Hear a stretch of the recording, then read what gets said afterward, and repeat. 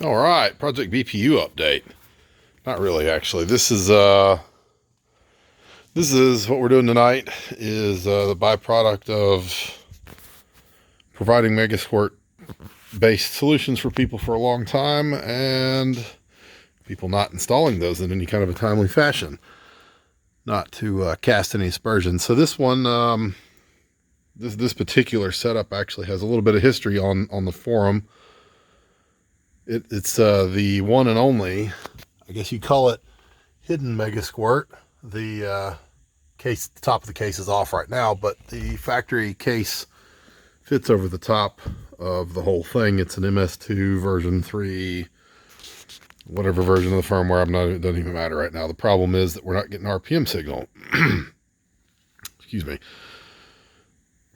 And I'm going through troubleshooting this. I actually started this on the bench earlier tonight, doing continuity checks and verifying that I had in fact grabbed the right pins and the usual suspects, and discovered that there was a lack of continuity between the pin sending the RPM signal and pin 24 on the Megasquirt board, which is RPM input, at least should be RPM input. I'm going to go verify that here momentarily.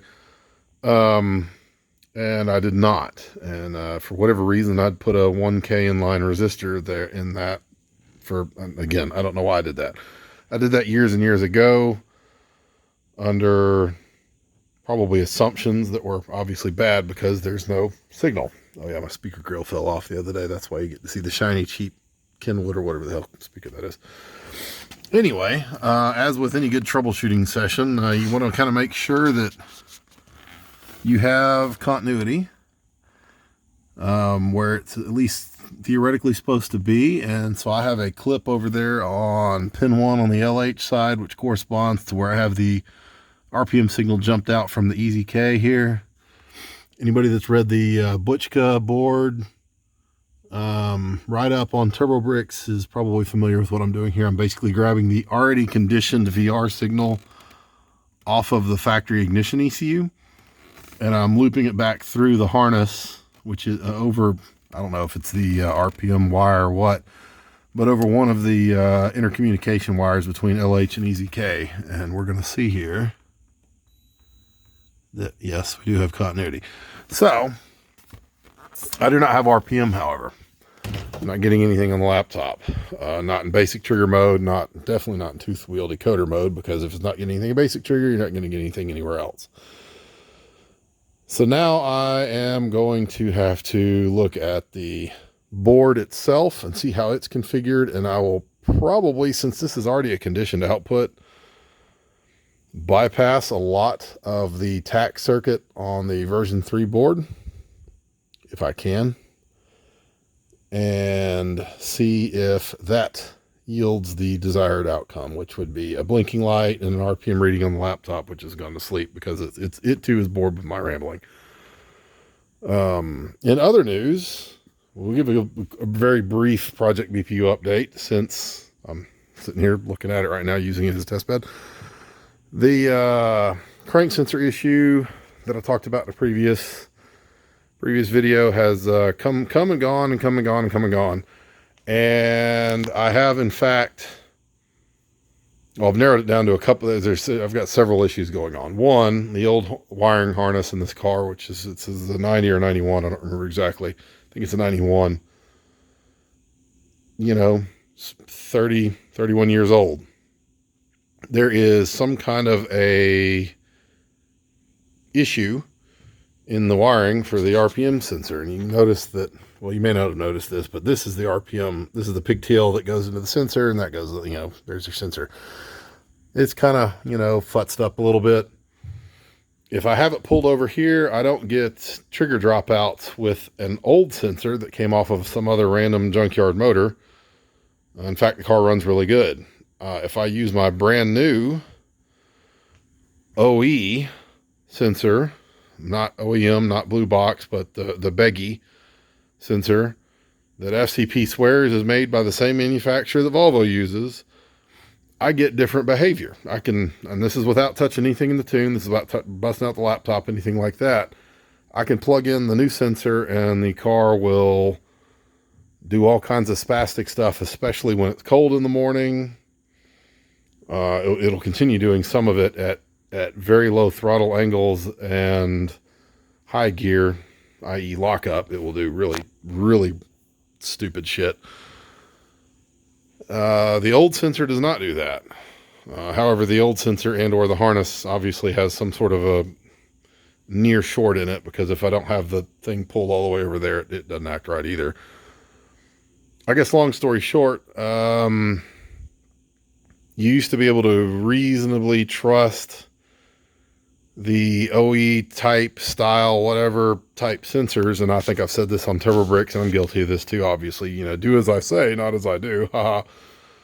I bought the $60 Beggy sensor, not the $120 Volvo sensor. And I have problems with the $60 Beggy sensor. I don't really even know how to describe it. I don't have a scope, unfortunately. Otherwise, I would have scoped it probably by now, because this is something I could set up on the dyno. But my last scope died, and I hadn't got a new one yet. It's, you know, I'd add it to the list of about 1,000 projects that I'm currently working on. That's just kind of that's why you don't see a lot of BPU updates. Still haven't installed the cam. Still haven't installed the springs. That's all coming. Do plan to get it on the dyno before I make any changes, but I think what's probably going to happen here in the near future is I'm going to rewire the car for a standalone harness. Not because I really want to, but to narrow down the scope of failures or potential failure points. And that's really kind of, not going to lie, I'm not really looking forward to that. It's not that it's a big tedious project. It's just, you know, it's more time on something that I really kind of was hoping not to spend time on. But that's about where we're at with the old sensor, the old factory sensor that I got off some unknown mileage, unknown year, obviously LH 2.4 car. I mean, it runs really good. The car drives around town great. Especially when you're not in overdrive with the converter locked up. It's flawless, basically. I got no complaints there. I'm going to unhook this LH box here in a second and see if I can jump out the signal from the connector and basically run it straight in to the ECU, because it is a conditioned signal. It's nothing crazy. I've done that before with micro squirts and other things. So I mean, I know it's not like a high voltage. Well, I mean, this car doesn't have a stock ignition on it anyway. But it's not some sort of crazy high voltage thing. It's a conditioned output designed to go to a processor. So I can get away with that, and it should be fine. But on this car, I foresee the DSM cam angle sensor setup that Yoshi Fab has.